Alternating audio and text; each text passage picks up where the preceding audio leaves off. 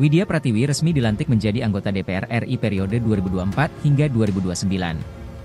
Acara pelantikan dan pengambilan sumpah anggota DPR RI dan DPD RI terpilih berlangsung di Gedung Nusantara Senayan, Jakarta, Selasa 1 Oktober 2024. Nampak di sela-sela acara pelantikan, Widya Pratiwi dari PAN mengajak foto bersama anggota DPR RI yakni Saadia Uluputi dari PKS dan Mercy Barens dari PDIP.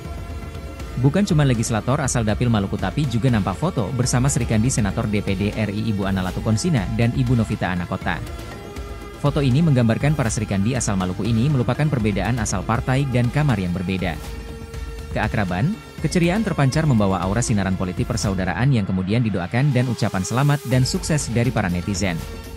Para Srikandi ini bukan cuma cantik tapi juga cerdas, dan diharapkan amanah dalam menyuarakan aspirasi dan kepentingan masyarakat Maluku. Download Tribun X sekarang, menghadirkan lokal menjadi Indonesia.